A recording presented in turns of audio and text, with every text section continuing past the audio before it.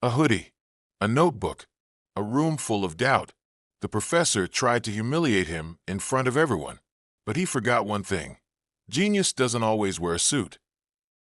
It started with a smirk, not from a student, but from Professor Langston, one of the most respected and feared figures at Cambridge University. Known across Europe as a mathematical genius, his lectures were packed with complexity, ego, and intimidation. He didn't just teach math, he tested people. He enjoyed watching students squirm, breaking their confidence, making them second-guess everything they knew.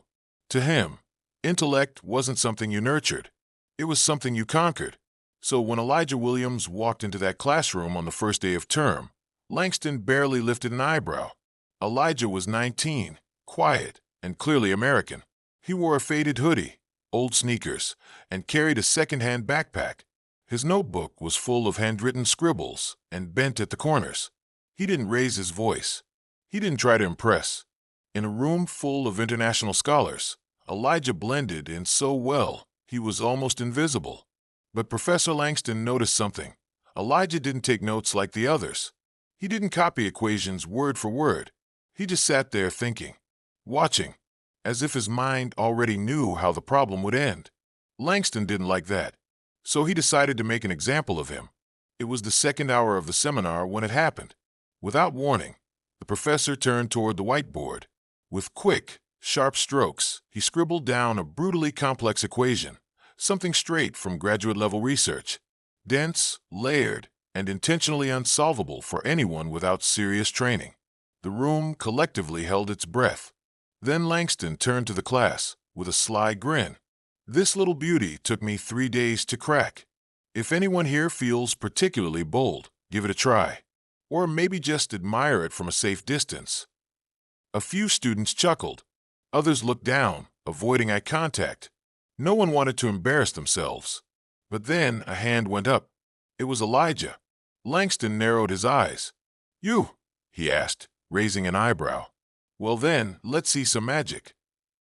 A few students whispered and smiled to each other, expecting a disaster. Elijah stood up, walked calmly to the front, and took the marker. He didn't hesitate. He didn't look nervous. He just stared at the equation for a few seconds. Then he began to write. At first, it was quiet curiosity. Then the classroom went silent. Elijah wasn't just solving it. He was reworking it.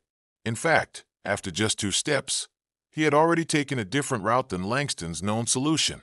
The professor tilted his head. 5 minutes passed. The whispers stopped. 10 minutes. Even the students who normally scrolled their phones were now leaning forward. 15 minutes. Elijah put the marker down and stepped back. He had filled nearly the entire whiteboard with clean, deliberate logic. No scribbles. No crossouts. Just elegance. Then softly he said, "There was a misstep in the third transformation. I took a different approach. It's shorter, and I think it works." Langston walked up to the board. He didn't say a word for nearly a minute. He traced the steps, analyzed them, checked and rechecked Elijah's logic. And then he froze. Because Elijah hadn't just solved the equation, he had solved it using a completely different method, one not commonly taught until postgraduate level, a method that even Langston hadn't mentioned in years. The professor turned slowly to face the class, his pride suddenly caught in his throat. "Where did you learn that technique?" he asked, trying to sound casual. Elijah shrugged, almost shyly. "It came to me while working on some problems back home. I started playing with inverse symmetry when I was 16. A pause. Dead silence. Every student was staring, some at the whiteboard, some at Elijah, some at the professor, who now looked more like a student himself. In that moment, the dynamic shifted. The classroom that once saw Elijah as just another kid now saw him differently. The boy in the hoodie was no longer invisible. He had stepped up and stunned the room into silence. Elijah walked to the front like it was nothing. No swagger, no fear, just calm. You could still hear a few whispers and chuckles as he picked up the marker, but they faded quickly. Something about his focus was unsettling. Like he didn't come up to try the problem. He came to solve it. The massive equation stretched across the whiteboard like a monster. Layers of algebra, nested variables, integrals that twisted like vines. It was meant to intimidate, to remind students who was in charge. But Elijah didn't blink. He stood there, staring at it for a few seconds, then began to write. The marker glided in clean strokes. No hesitation, no scribbles, no second-guessing. In the first few lines, some students smiled to themselves, expecting him to mess up. But the mess-up never came. 5 minutes in, the air shifted. What started as amusement turned to confusion. People began leaning forward, trying to follow what he was doing. 7 minutes in, Professor Langston stopped shuffling his papers. His eyes narrowed. He leaned back in his chair and folded his arms, watching Elijah like a chess master watching an unexpected move unfold. 10 minutes. Elijah flipped the marker in his hand, stepped to the side of the board, and began working a different angle, like a boxer changing stance mid-fight. His solution was layered, using a technique most students hadn't seen before. One student whispered, "Is he factoring through inverse roots?" Another replied, "That's not even in the syllabus." Langston was now sitting upright, still silent, still watching. 12 minutes. Elijah corrected a flaw in the equation. Not a mistake he made, but one that had been in the original problem. The one Langston wrote. No one said it out loud yet, but a few jaws had already dropped. 15 minutes in, Elijah stepped back, clicked the marker shut, and quietly said, "You had one error in the third step. I fixed it." Silence. You could have heard a pencil drop. Elijah's voice wasn't arrogant. It wasn't meant to humiliate. It was just a calm statement of fact, like a mechanic pointing out a missing bolt. Langston stood up. He walked to the whiteboard slowly, his posture stiff. He didn't like being corrected, and definitely not in front of students, let alone by someone he dismissed moments earlier. He studied the solution. The students watched his face like it was live television. He traced Elijah's steps with his finger, paused, traced them again. Not only was the answer correct, it was more efficient than his own. Elijah had skipped 2 entire steps using a unique transformation method, something even graduate students struggle to do without guidance. Langston exhaled through his nose. Then, almost reluctantly, he asked, "Where did you learn that method?" Elijah shrugged. "Just something I came up with when I was 16. I was playing around with overlapping functions, started thinking about how patterns repeat inside certain roots." A ripple ran through the class. One student leaned back, eyes wide. Another stared at Elijah like he was a glitch in the matrix. Langston was silent again. The man who normally controlled every moment of every class, who dominated every question, who mocked wrong answers, was now standing in front of a whiteboard filled with brilliance that didn't come from him. It came from the quiet kid in the hoodie. That moment stretched longer than anyone expected. No one wanted to speak. The silence didn't feel awkward. It felt historic. Finally, Langston turned to the class. He didn't raise his voice. He didn't smile. He just said, "We'll end here for today." Then he turned, erased the board, and walked out. The classroom erupted, not in cheers, but in low gasps and excited whispers. One student nudged Elijah as he returned to his seat. "Dude, what are you?" Elijah just smiled and opened his old notebook. That day changed everything. No longer was Elijah the quiet kid from Atlanta sitting in the back. Now he was the student who corrected the professor, the one who didn't just belong in that room, but might have been the smartest person in it. And deep down, everyone knew. They had just witnessed the beginning of something extraordinary. What no one in that Cambridge classroom knew was this: Elijah Williams wasn't just good at math. He was built for it. His genius didn't come from elite tutors, private academies, or prep schools. It came from survival, from grit, from growing up in a 2-bedroom apartment on the west side of Atlanta where the power sometimes went out, but Elijah's light never did. Raised by a single mother, Tamika Williams, who worked double shifts as a nurse's aide, Elijah learned early that the world wasn't going to hand him anything. While other kids played video games or hung out at the mall, Elijah spent his free time in public libraries and YouTube rabbit holes, learning calculus, number theory, quantum logic. He didn't do it for school. He did it because he loved it. By age 10, he was already solving high school-level algebra. By 12, he was sneaking into free online MIT lectures late at night, solving problems most adults couldn't even read. At 14, he quietly cracked a portion of college-level calculus that baffled even his substitute teacher. At 16, he invented a new method to simplify certain types of differential equations, a technique that, unknowingly to him, would soon catch the attention of Ivy League grad students discussing it in niche math forums online. But Elijah didn't post about it. He didn't tell anyone, not even his mom. Why? Because all his life, he'd been doubted, dismissed, judged by the way he looked, the hoodie, the shoes, the skin color, not by the way he thought. His guidance counselor once told him, "You're smart, but maybe shoot for a trade school. Math careers are competitive."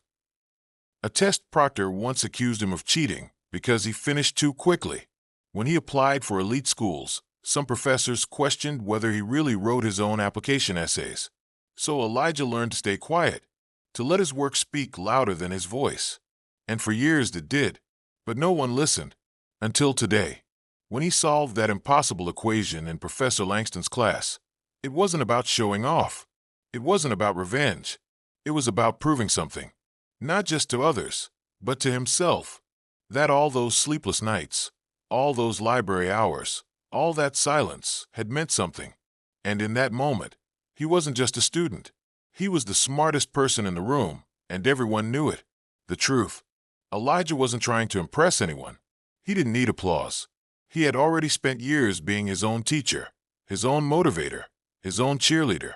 He didn't need validation. He just needed a chance to be seen. And finally he was. Later that evening, as students buzzed across campus, the story of the quiet kid who corrected Professor Langston spread like wildfire. WhatsApp chats lit up. Twitter threads formed. Someone even uploaded a blurry photo of Elijah at the board with the caption, "This kid just humbled a Cambridge professor with a $2 marker." But Elijah, he just went back to his dorm, opened his old notebook, turned to a blank page, and kept working. Because genius doesn't take a break, especially when it's been ignored for this long. And in that notebook, somewhere between the folded pages and faded ink, lay equations the world hadn't seen yet. Ideas that could change how we teach, how we learn, how we understand logic itself. But to Elijah, it wasn't about fame or followers. It was about truth. Because the truth was, he never needed anyone's permission to be great. He just needed one moment to show it. And now, the world was finally watching. The classroom was still buzzing with whispers when the bell rang, but Elijah packed his bag quietly, like it was just another Tuesday. But it wasn't. Not even close. As students shuffled out, Professor Langston cleared his throat and said just one word, "Williams." Elijah turned. "Come to my office." No smug tone, no sarcasm, just serious. It was the first time Langston had called him by name. His office was lined with floor-to-ceiling bookshelves, decades of knowledge packed into old pages, leather spines, and handwritten notes. Usually, it was a space where students sat nervously, fumbling for the right answer. But this time, the professor was the one feeling uncertain. Langston gestured for Elijah to sit. He didn't speak right away. Instead, he looked at the whiteboard on his wall, covered in half-solved equations. Then he asked softly, "Where did you learn this stuff?" Elijah, never one to exaggerate, simply replied, "Mostly YouTube. A few old textbooks I borrowed from the library." Langston blinked.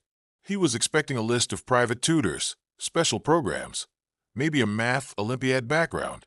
Not YouTube. Not a dusty library in Atlanta. The silence stretched. Finally, the professor sat back in his chair and stared at Elijah like he was seeing him for the first time. "You're not just gifted. You're revolutionary." That sentence hit the air like a thunderclap. Coming from a man who was famous for dismantling student egos, it was more than praise. It was a confession. Then came the unthinkable. Langston pulled out a folder. Inside was a draft of a research paper he had been stuck on for months. An advanced theory on recursive number functions he hadn't been able to crack. He slid it across the desk. "I want you to look at this," he said. "And if you're interested, co-author it with me." Elijah froze. Not assist. Not proofread. Co-author. Not as a student, but as a peer. The same professor who had looked down on him just hours ago was now asking him to collaborate. That moment said everything. The balance of power had shifted. In academic spaces, especially elite ones like Cambridge, respect isn't handed out freely. It's earned, sometimes slowly, painfully, and rarely by outsiders. But Elijah, he earned it in 15 minutes and a single equation. It wasn't just his skill, it was his vision. Langston had built his career teaching others how to think. But Elijah had already started thinking in ways Langston hadn't even imagined. The story spread. Whispers became headlines on campus forums. Langston teams up with first-year prodigy? Student genius redefines math status quo. Some professors doubted it. Some were skeptical, but most were intrigued. Soon, Elijah was invited to attend faculty meetings, present at upcoming math symposiums, and speak at events normally reserved for PhD candidates. He was no longer the kid in the hoodie. He was the student rewriting the rules. But perhaps the most powerful moment came a week later. Langston, now standing at the front of the class again, pointed to a complex expression on the board and said, "Mr. Williams, what's your take on this?" Not Elijah. Mr. Williams. The class turned wide-eyed. Respect, acknowledgement, equality. In one sentence, the professor had handed him the microphone, and Elijah, calm as ever, gave a quiet, brilliant answer that left the room stunned again. What had begun as humiliation had become something bigger: admiration, recognition, reversal. The professor who once scoffed now listened. The student who once sat in the back now led the front. And in that small, wood-paneled office on the second floor of a centuries-old university, a truth echoed louder than any applause. Real brilliance doesn't always wear a badge. Sometimes it walks in quietly and changes everything. It had been just a few months, but Elijah's world had completely changed. From being the quiet student in the back row, overlooked and underestimated, he was now standing center stage at one of the most prestigious mathematics conferences in the world. Cambridge banners lined the walls. Scholars from MIT, Stanford, and Oxford filled the seats. Some had flown in from Asia. Others tuned in via live stream. And every one of them had the same question: who was this kid who corrected Professor Langston? Elijah didn't walk out in a suit. He didn't speak with rehearsed theatrics. He wore the same style hoodie he always had. Still calm, still soft-spoken. But the moment he started presenting, the room fell silent. His topic: a breakthrough method for simplifying nonlinear differential equations. But it wasn't just the content. It was how he explained it. Simple, clear, brilliant. He made the impossible feel understandable. Professors who had ignored him just months earlier were now scrambling to take notes. Even the ones who once doubted his abilities now leaned forward, eyes locked in curiosity. He had their respect, not because he demanded it, but because he earned it. But here's what truly stunned the audience. After the applause, the questions, and the standing ovation, Elijah walked to the side of the stage and made a quiet announcement. He had launched something new: a free online mentorship platform for students from underserved neighborhoods. It was called the Quiet Genius Project. And its goal: to help students, just like him, who were passionate about math but had no access, no support, and no belief from the world around them. "I know how it feels to be overlooked," Elijah said. "I know what it's like when no one sees your potential just because of where you're from or what you look like." He paused, then added something that struck every heart in the room. "There are thousands of kids right now solving problems in silence, waiting to be seen.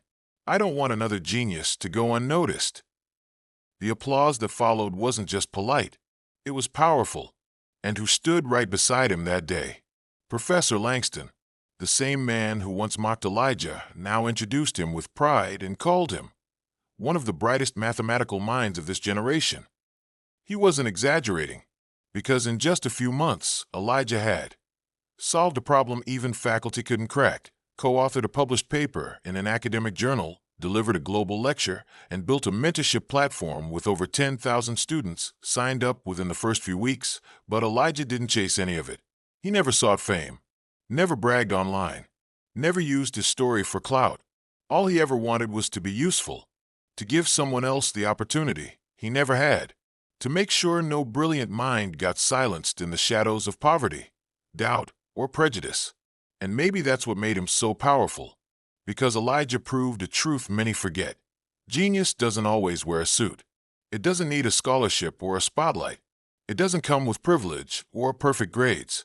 Sometimes genius wears sneakers and carries a beat-up notebook. Sometimes it grows in silence, in bedrooms lit by street lamps and Wi-Fi from the neighbor's house. Sometimes it's the kid sitting quietly in the back, waiting for one chance to show the world what they already know. That brilliance has no color, no zip code, no dress code. As Elijah stepped off the stage that day, a young boy from the audience ran up to him, wide-eyed, barely 12 years old, hoodie on, notebook in hand. He said, "I want to be like you." Elijah knelt down, smiled, and replied, "Don't be like me. Be better, and I'll help you get there."